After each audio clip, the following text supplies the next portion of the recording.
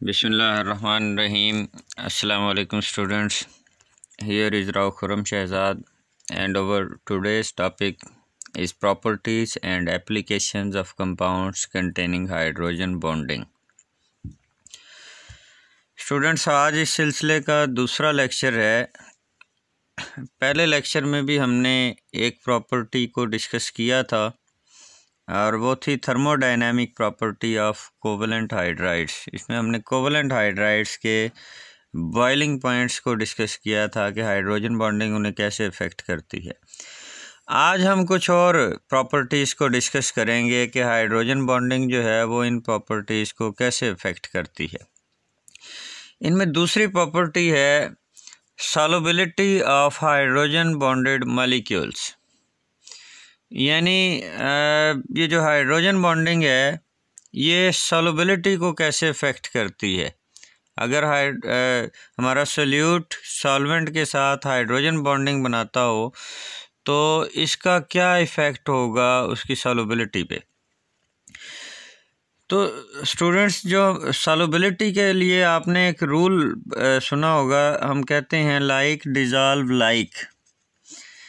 इसका मतलब क्या होता है? इसका मतलब होता है कि एक जैसा सोल्यूट एक जैसे सॉल्वेंट में सॉल्युबल होगा। मतलब कि पोलर चीज़ें पोलर सॉल्वेंट में हल होंगी और नॉन पोलर चीज़ें नॉन पोलर सॉल्वेंट में सॉल्युबल होंगी। ऐसा क्यों होता है? इसके लिए ना हमें बेसिस देखनी होगी कि किसी चीज़ किसी सोल्यूट के किसी सॉल्वेंट में सॉल्युबल होने के लिए नेसेसरी कंडीशन क्या है।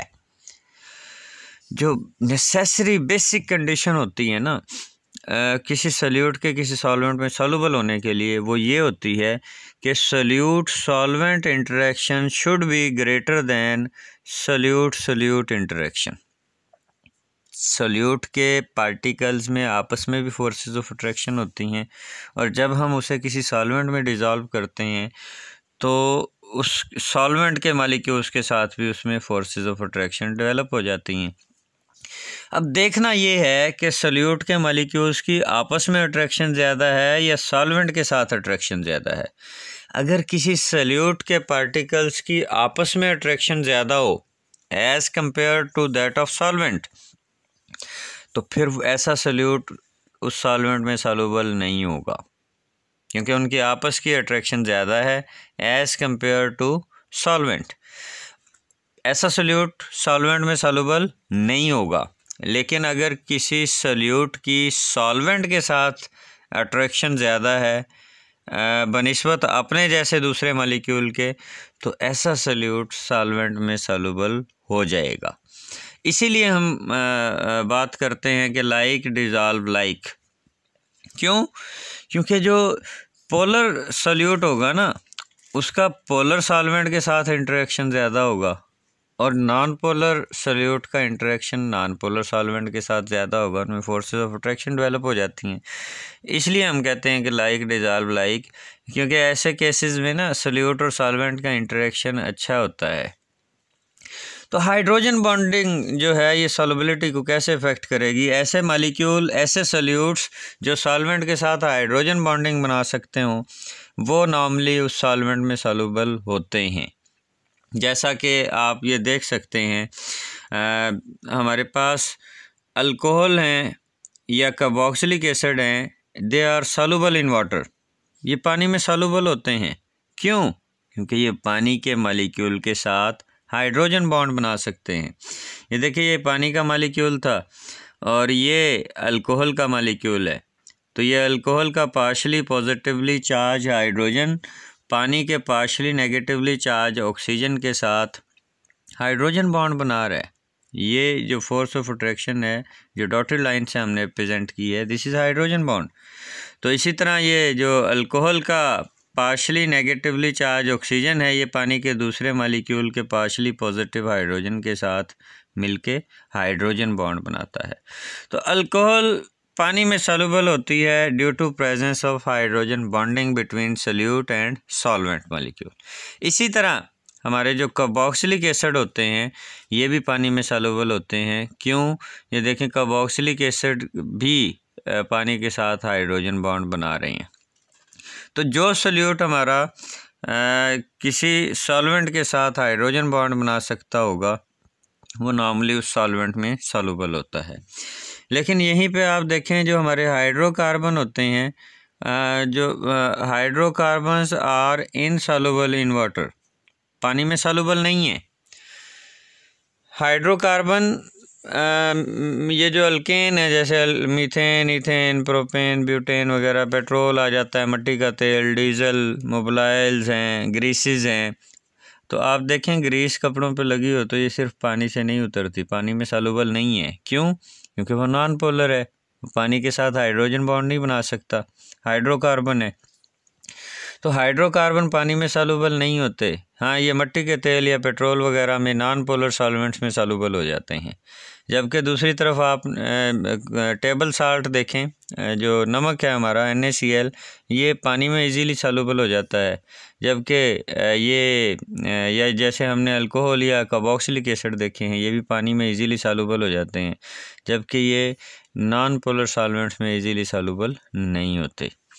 तो कोई भी सोल्यूट जो सॉल्वेंट के साथ हाइड्रोजन बॉन्ड बना सकता होगा वो नॉर्मली उस सॉल्वेंट में सॉल्युबल होता है। और जैसा कि हमने एग्जांपल देखी हैं, अल्कोहल और कार्बोक्सिलिक एसिड पानी में सॉल्युबल हैं क्योंकि पानी के साथ हाइड्रोजन बॉन्ड बनाते हैं। जबकि हमारे जो हाइड्रोकार्बन्स हैं, ग्रीसेस वगैरह हैं, ये पानी में सॉल्युबल नहीं होती क्योंकि पानी के साथ हाइड्रोजन बॉन्ड नहीं बना सकते। तीसरी प्रॉपर्टी है स्ट्रक्चर ऑफ आइस। अब हम देखेंगे जो आइस होता है, बर्फ़ है, इसका स्ट्रक्चर कैसा होता है। तो ये देखें स्टूडेंट्स, यहाँ पे ना ये हम राइट हैंड साइड पे ये है हमारे पास स्ट्रक्चर ऑफ लिक्विड वाटर। ये जो राइट हैंड साइड ये वाला जो स्ट्रक्चर है ये लिक्विड वाटर का स्ट्रक्चर है। इसमें आप देख सकते हैं कि ये पानी का एक मालिक्यूल था, तो इसके जो पार्शली पॉजिटिवली चार्ज हाइड्रोजन थे, इन्होंने नीचे पानी के एक दूसरे मालिक्यूल्स के साथ ऑक्सीजन के साथ हाइड्रोजन बॉन्ड बनाया हुआ है। इसी तरह इधर भी ऑक्सीजन के साथ दूसरे हाइड्रोजन ने हाइड्रोजन बॉन्ड बनाया हुआ है। और फिर ये जो सेंट्रल वाटर मालिक्यूल था, इसका जो पार्शली नेगेटिव ऑक्सीजन था, इसने भी दूसरे पानी के मालिक्यूल्स के साथ हाइड्रोजन बॉन्डिंग बनाई हुई है। तो लिक्विड वाटर में ऐसा होता है कि ये इनकी जगह फिक्स नहीं होती मालिक्यूल्स की। मालिक्यूल मूव कर रहे होते हैं, एक मूव करके आगे निकल गया, बॉन्ड बन गया, टूट गया, बनते टूटते रहते हैं।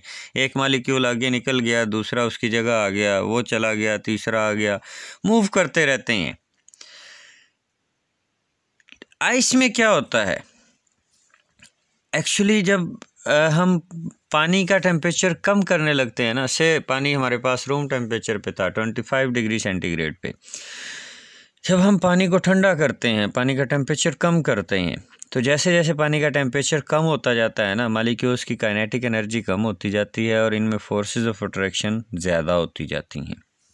मालिक्यूल एक दूसरे के करीब आते हैं और एक दूसरे के करीब आते जाएंगे तो इसका वॉल्यूम कम होता जाएगा, और वॉल्यूम कम होगा तो डेंसिटी बढ़ती जाएगी। Up to 4 degree centigrade temperature पानी की डेंसिटी बढ़ती जाती है। 4 डिग्री सेंटीग्रेड टेम्परेचर पे पानी की डेंसिटी मैक्सिमम होती है। लेकिन जब इससे नीचे जाने लगता है ना टेम्परेचर 4 डिग्री सेंटीग्रेड से, अब 0 पे बर्फ़ बन जानी है, तो जैसे ही टेम्परेचर 4 से नीचे जाने लगता है ना, तो अब मॉलिक्यूल जो हैं वो एक दूसरे से दूर हटना शुरू हो जाते हैं, मतलब वो फिक्स पोजीशनें संभालना शुरू कर देते हैं। क्योंकि ये जो हाइड्रोजन बॉन्ड बनना है ना, हाइड्रोजन बॉन्ड बनेगा, ये हाइड्रोजन और ऑक्सीजन जब प्रॉपर जगहों पे होंगे तो अब इन्हें ख़तरा ये है कि ये अब 0 पे बर्फ़ बन जानी है और मॉलिक्यूल मूव करने के काबिल भी नहीं रहेंगे, जो जहाँ पर रह गया वहीं पे रह जाएगा। तो इस केस में ना वो फिक्स पोजीशनें संभाल लेते हैं, जिसकी वजह से ना मॉलिक्यूल्स के दरमियान कुछ एम्प्टी स्पेसेस आ जाती हैं। ये अब आप लेफ़्ट हैंड साइड पे आप देख सकते हैं, ये स्ट्रक्चर ऑफ आइस में, स्ट्रक्चर ऑफ आइस में देखें, ये देखें, ये एम्प्टी स्पेसेस रह गई हैं मॉलिक्यूल्स की फिक्स पोजीशनों पे जाने की वजह से। तो ये जो हमारी आइस होती है ना, it occupy 9% more space as compared to liquid water. यानी हमारा जो आइस होता है ये ज़्यादा जगह लेता है बनिस्बत लिक्विड वाटर के।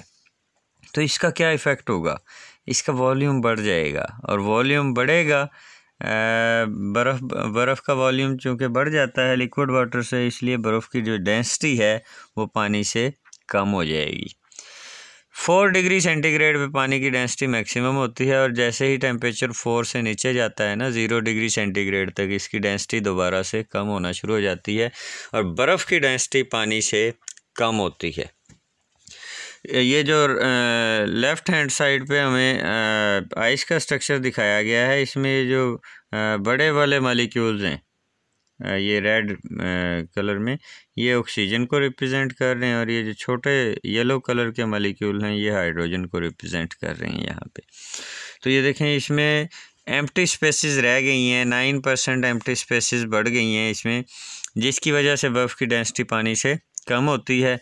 और आप जानते हैं कि जिस चीज़ की भी डेंसिटी कम होती है, अगर उन दो चीज़ों को मिलाया जाए तो फिर जिसकी डेंसिटी कम होगी वो ऊपर तैरेगी और जिसकी डेंसिटी ज़्यादा होगी वो नीचे रहेगी। पानी में कौन सी चीज़ तैरेगी, कौन सी चीज़ डूबेगी, डिपेंड करता है कि उसकी डेंसिटी पानी की निस्बत कैसी है। जिसकी भी डेंसिटी पानी से कम है वो पानी पे तैरेगा, जिसकी भी डेंसिटी पानी से ज़्यादा है वो पानी में डूब जाएगा। तो बर्फ़ की डेंसिटी चूँकि पानी से कम होती है, इसलिए बर्फ़ पानी के ऊपर फ्लोट करती है, तैरती है। तो इसका हमें कोई फ़ायदा है नेचुरली? हाँ, इसका हमें बहुत बड़ा फ़ायदा है। और फ़ायदा पता क्या है नेचुरली?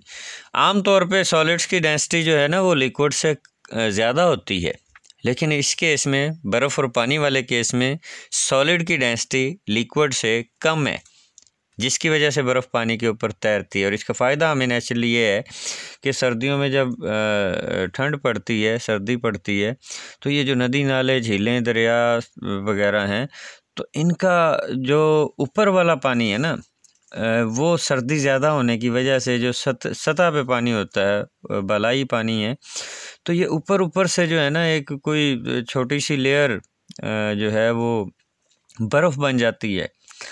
और अब जब एक बर्फ़ की लेयर बन गई है, अब बर्फ़ की डेंसिटी जो है, आइस की डेंसिटी पानी से कम है, इसलिए वो नीचे नहीं डूबेगी, ऊपर ही रहेगी, ऊपर ही तैरेगी बर्फ़।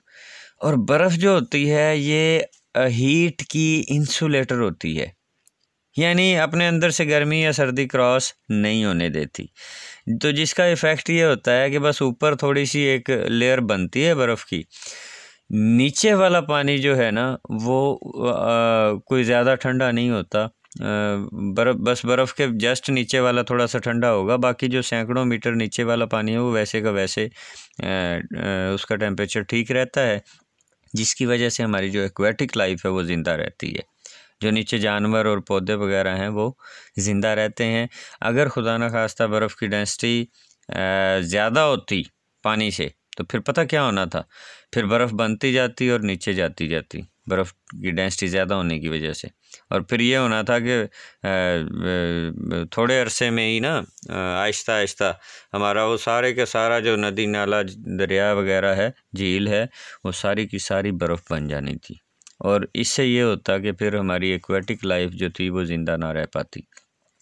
तो aquatic life on their lives to hydrogen bonding, ये सब हाइड्रोजन बॉन्डिंग की वजह से है, क्योंकि हाइड्रोजन बॉन्डिंग है आइस में, जिसकी वजह से इसमें एम्प्टी स्पेसेस रह जाती हैं, और एम्प्टी स्पेसेस की वजह से बर्फ़ की डेंसिटी जो है वो पानी से कम हुई थी, बर्फ़ पानी के ऊपर तैरती है, जिसकी वजह से एक्वेटिक लाइफ ज़िंदा रहती है।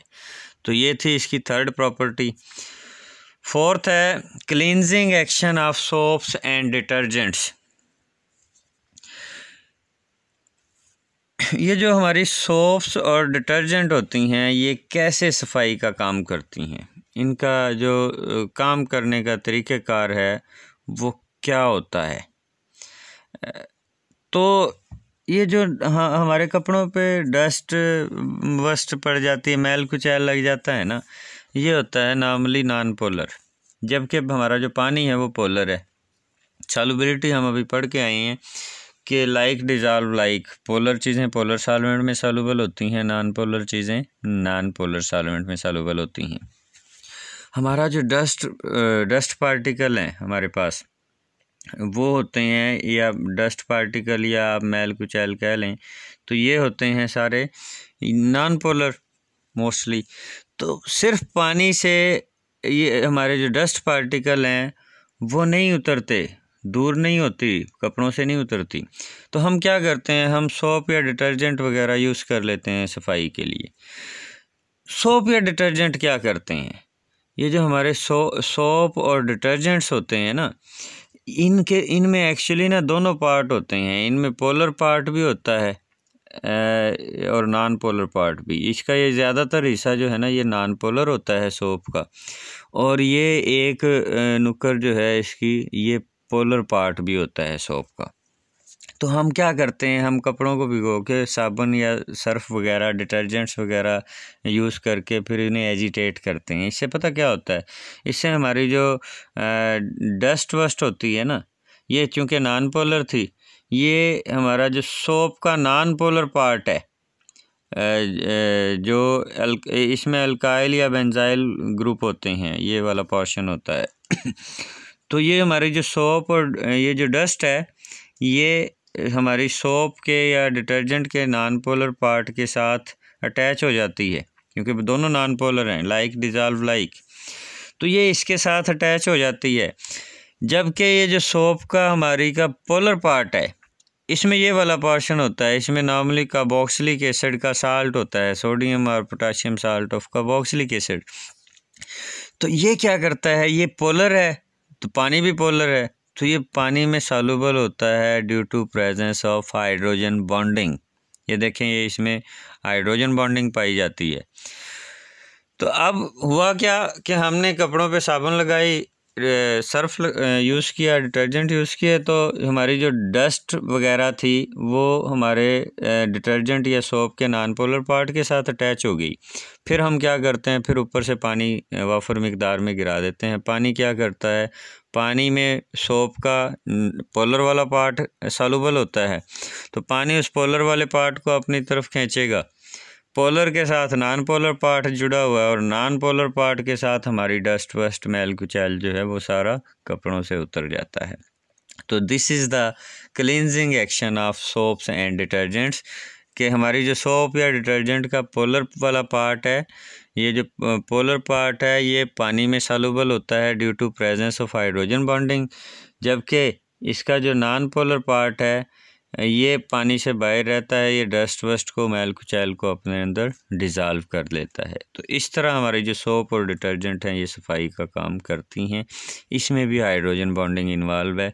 अगर पानी हाइड्रोजन बॉन्ड ना बना सकता होता साबुन के पोलर पार्ट के साथ, तो फिर साबुन ने तो मैल कुचैल उतार लेना था, लेकिन फिर कपड़ों से साबुन उतारना मसला हो जाता हमारे लिए। तो इसमें भी हाइड्रोजन बॉन्डिंग इन्वॉल्व होती है। पांचवी प्रॉपर्टी है hydrogen bonding in biological compounds and food material.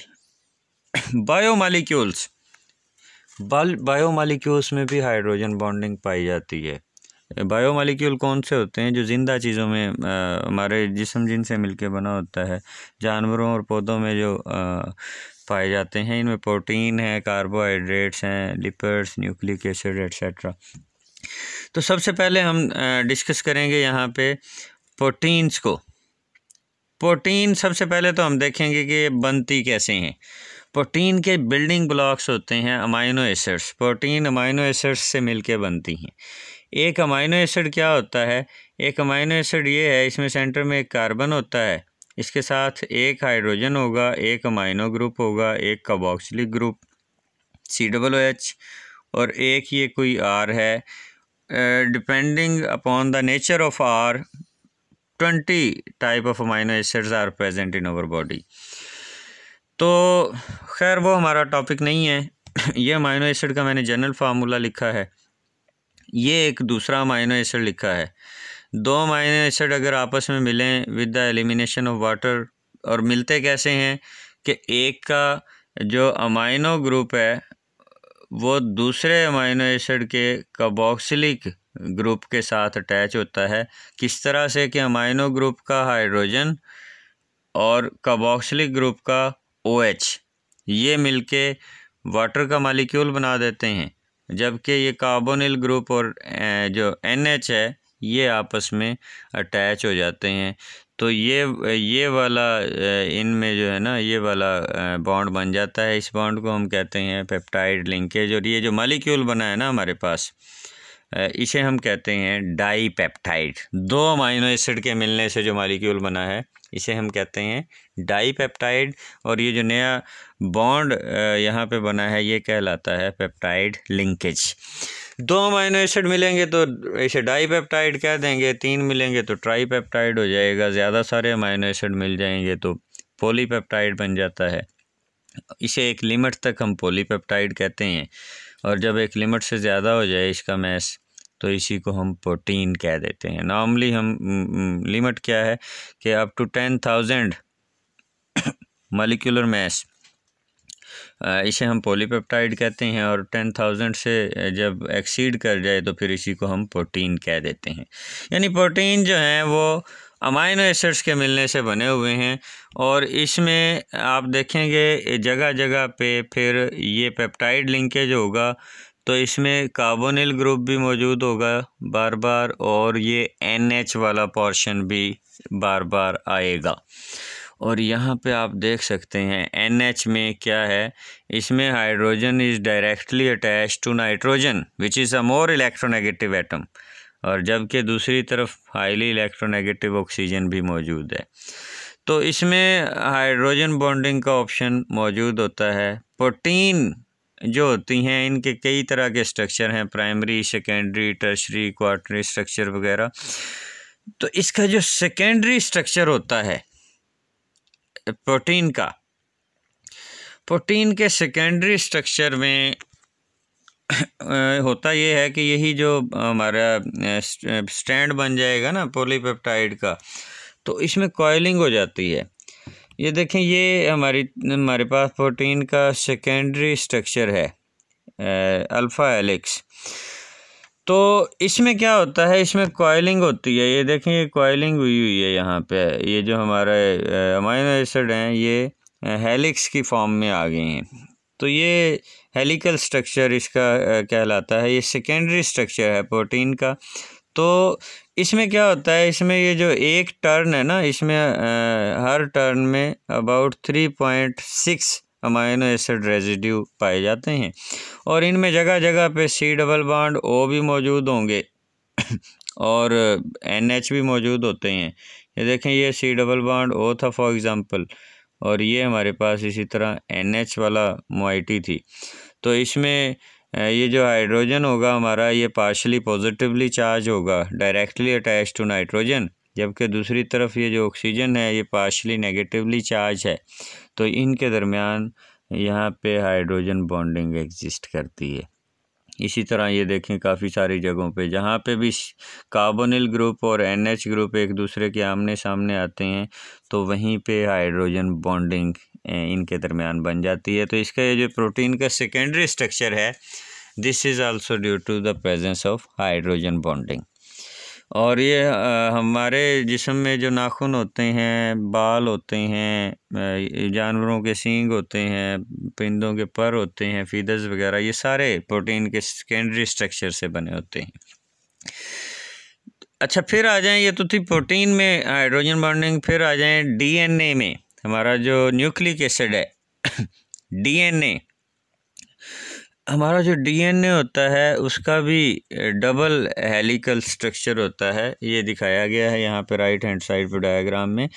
DNA बना किस चीज़ से होता है, इसमें तीन चीज़ें होती हैं। शुगर होती है, एक पेंटोस शुगर होती है, डीऑक्सीराइबोस, फॉस्फेट ग्रुप होता है, और नाइट्रोजनस बेसिस पाई जाती हैं।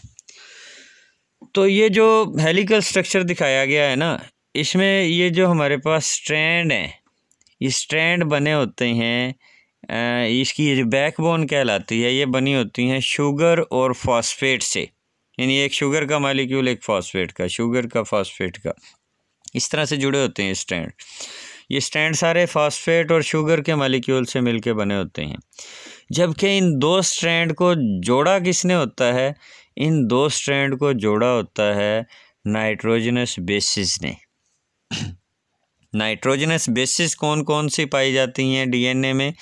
4 तरह की नाइट्रोजनस बेसिस पाई जाती हैं, एडेनिन, गुआनिन, साइटोसिन और थायमिन। और इनकी तरतीब मिलने की ये होती है कि एडेनिन जहाँ पे भी होगी ना, एडेनिन हमेशा थायमिन के साथ मिलती है, और जो गुआनिन होती है ये हमेशा साइटोसिन से मिलती है। अब एक स्ट्रैंड पे जहाँ पे भी एडेनिन होगी ना, दूसरे स्ट्रैंड पे उसके सामने थायमिन आएगी, और इसी तरह एक स्ट्रैंड पे जहाँ पे भी गुआनिन होगी, दूसरे स्ट्रैंड पे उसके सामने साइटोसिन होगी। ये सारे स्ट्रक्चर में आप देख सकते हैं, ये देखें एडेनिन और इसके सामने थायमिन, इसी तरह गुआनिन और इसके सामने साइटोसिन। ये नाइट्रोजनस बेसिस आपस में कैसे जुड़ी होती हैं? These nitrogenous bases are attached to each other through hydrogen bonding. इनके दरमियान हाइड्रोजन बॉन्डिंग पाई जाती है। एडेनिन और थायमिन के दरमियान 2 हाइड्रोजन बॉन्ड पाए जाते हैं, जबकि गुआनिन और साइटोसिन के दरमियान 3 हाइड्रोजन बॉन्ड एग्जिस्ट करते हैं। तो अगर ये हाइड्रोजन बॉन्डिंग ना होती तो फिर ये इसका भी हेलिकल स्ट्रक्चर पॉसिबल नहीं था, क्योंकि ये जो डबल स्ट्रैंडेड स्ट्रक्चर है इसका, ये जो 2 स्ट्रैंड आपस में जुड़े हुए हैं, ये भी हाइड्रोजन बॉन्डिंग के थ्रू ही जुड़े हुए हैं। अगर हाइड्रोजन बॉन्डिंग ना होती तो फिर ये वाला स्ट्रक्चर शायद पॉसिबल ना होता यहाँ पे भी। तो ये देखें, प्रोटीन में भी हाइड्रोजन बॉन्डिंग हो गई, डीएनए में भी हो गई, और अब आखिरी है कि कार्बोहाइड्रेट्स में। कार्बोहाइड्रेट्स ये जैसे कि ग्लूकोज, फ्रुक्टोज, सुक्रोज वगैरह हैं, all of these have hydroxyl groups which are responsible for their hydrogen bonding. ये सारे के सारे हमारे पॉलीहाइड्रोक्सी कंपाउंड होते हैं। फॉर एग्ज़ाम्पल ये मैंने ग्लूकोज का स्ट्रक्चर यहाँ पे लिखा है, ओपन चेन स्ट्रक्चर इसका। इसमें देखें glucose is a penta hydroxy aldehyde. ये देखें 5 हाइड्रोक्सल ग्रुप हैं और ये एल्डिहाइडिक ग्रुप मौजूद है। तो ग्लूकोज में 5 हाइड्रोक्सल ग्रुप मौजूद हैं, और हर हाइड्रोक्सल ग्रुप में देखें आप OH, ये जो हाइड्रोजन है ऑक्सीजन से बॉन्डेड है। हाइड्रोजन पे पार्शियल पॉजिटिव चार्ज होगा, ऑक्सीजन पे पार्शियल नेगेटिव होगा। तो ये दूसरे मॉलिक्यूल्स के साथ बहुत सारे हाइड्रोजन बॉन्ड बनाते हैं, तो इनमें सभी में आपस में हाइड्रोजन बॉन्डिंग पाई जाती है। और ये आप देखें ग्लूकोज, फ्रुक्टोज, सुक्रोज ये सारे पानी में भी सॉल्युबल होते हैं। क्यों? क्योंकि ये पानी के साथ भी इनके पास काफ़ी सारे OH मौजूद हैं, तो इनमें सभी में हाइड्रोजन पे पार्शियल पॉजिटिव चार्ज होगा, ऑक्सीजन पे पार्शियल नेगेटिव चार्ज होगा। तो that's why they can also form hydrogen bond with water. और चूंकि ये पानी के साथ हाइड्रोजन बॉन्ड बना सकते हैं, इसलिए पानी में सॉल्युबल होते हैं। और आखिरी प्रॉपर्टी है इसकी, hydrogen bonding in paints, dice and textile materials. Hydrogen bonding in सब मॉलिक्यूल्स में भी, इन सब चीज़ों में भी मौजूद होती है। हमारे जो पेंट्स और डाइस वगैरह होती हैं, इनमें एक प्रॉपर्टी पाई जाती है एडहेसिव प्रॉपर्टी। एडहेसिव प्रॉपर्टी किसे कहते हैं? किसी चीज़ के मॉलिक्यूल की ना किसी दूसरे सरफेस के साथ अटैच होने की जो प्रॉपर्टी है, इसे हम कहते हैं एडहेसिव प्रॉपर्टी। एडहेसिव फोर्सेस भी होती हैं, यानी जब एक चीज़ किसी दूसरी सरफेस के साथ अटैच होती है तो इन वाली फोर्सेस ऑफ अट्रैक्शन को एडहेसिव फोर्सेस कहा जाता है। ये जो पेंट्स और डाइज होते हैं ना, इनमें एडहेसिव फोर्सेस होना ज़रूरी होती हैं, क्योंकि इन्होंने दीवारों के साथ, दरवाज़ों के साथ, दूसरी सरफेस के साथ अटैच होना होता है। तो अगर ये अटैच ही ना हो पाए तो फिर पेंट किसी काम का नहीं है। तो इनकी जो एडहेसिव प्रॉपर्टी होती है, this is also due to hydrogen bonding.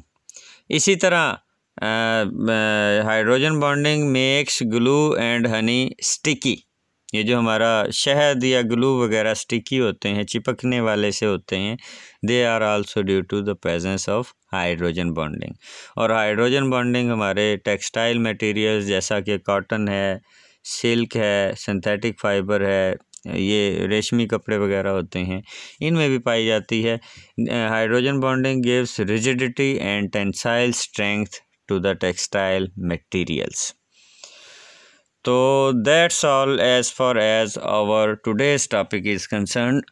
आज हमने 5 डिफरेंट तरह की प्रॉपर्टीज़ डिस्कस की हैं कि हाइड्रोजन बॉन्डिंग इन्हें कैसे इफ़ेक्ट करती है, कि ऐसे मालिक्यूल्स जिनमें हाइड्रोजन बॉन्डिंग होती है, हाइड्रोजन बॉन्डिंग का उनकी सॉल्युबिलिटी पे क्या इफ़ेक्ट होता है, उनकी स्ट्रक्चर ऑफ आइस हमने डिस्कस किया है, बायोलॉजिकल मालिक्यूल्स में हाइड्रोजन बॉन्डिंग डिस्कस की है, पेंट्स, डाइज और टेक्सटाइल मटेरियल्स में डिस्कस की है, और एक हमने पढ़ा था cleansing action of soaps and detergents. अपना ख्याल रखिएगा। अल्लाह निगहबान।